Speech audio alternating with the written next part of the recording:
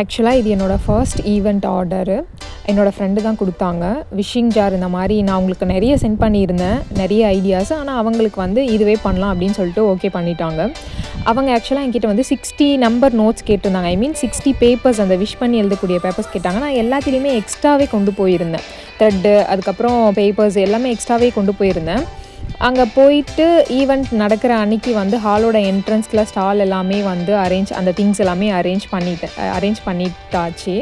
அதுக்கு முன்னாடி நிறைய பேர் வந்து வந்திருந்தாங்க. எல்லாருமே அதான் நான் போகிறதுக்கு முன்னாடியே நிறைய பேர் வந்து உட்காந்துட்டு இருந்தாங்க. ஆக்சுவலாக நாங்கள் எதிர்பார்த்தது நான் எப்படி சொல்கிறது, எதிர்பார்த்தது நடந்துச்சா அப்படின்னு கேட்டால் இல்லைன்னு சொல்ல முடியாது, ஆமான்னு சொல்ல முடியாது. சில எதிர்பார்க்காத அளவுக்கு சில விஷயங்களும் நடந்துச்சு. பட் எல்லாமே நல்லதுக்கு தான் எடுத்துக்கணும். என்னென்னா, பெரியவங்களால் என்ன ஃபேக்ட் அப்படின்னா, பெரியவங்களால் வந்து இதை பண்ண முடியாது. பெரியவங்களால் பண்ண முடியாதுன்னா, எழுத தெரியாதவங்களால் இதால் பண்ண முடியாது. ஏன்னா நம்ம எழுதணும். ஸோ வந்து மிடில் ஏஜில் இருக்கிறவங்க, ஒரு 20-25 அபோவ் சின்ன பசங்கள்லேருந்து அந்த ஏஜில் எழுத தெரியவங்களால் மட்டும்தான் வந்து அந்த விஷிங் ஜார், அந்த விஷிங் ஜாரை வந்து கம்ப்ளீட் பண்ண முடியும்.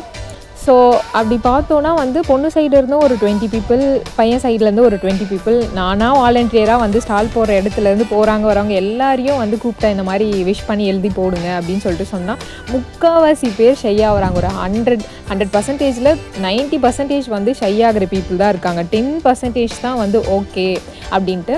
இன்னொரு விஷயம் என்னென்னா, வரவங்க எல்லாருமே வந்து பார்த்துட்டு போகிறாங்க. சம்திங் ஏதோ ஒரு விஷயம் இருக்குது, ஆனால் அது என்னன்னு தெரியல. சில பேர் கேட்குறாங்க இந்த மாதிரி அதை விஷ் பண்ணி எழுதி போடுறது. பெரியவங்க தான் கேட்டாங்க, பட் அவங்க வந்து பண்ண முடியாது அதை. ஸோ நான் என்ன நினச்சேன்னா, ஓகே அவங்க ஃப்ரெண்ட்ஸ் வருவாங்க, அவங்க ஃப்ரெண்ட்ஸே வந்து நிறைய பேர் நான் எதிர்பார்த்தேன். பட் அந்த அளவுக்கு வரல. என்கேஜ் பண்ணி நாளையான்னு தெரியல. எனக்கு வந்து ஒரு கம்மியான சீட்டு மட்டும்தான் வந்து கிடச்சிது. அந்த கம்மி சீட்டுமே வந்து ரொம்ப ஃபன்ஃபில்டாக இருந்தது. ஒரு 20 பேர் அவங்க ஃப்ரெண்ட்ஸ் வந்து அவங்களே தான் மாற்றி ஒரு 40 சீட்டுக்கு கிட்டத்தட்ட எழுதிட்டாங்க.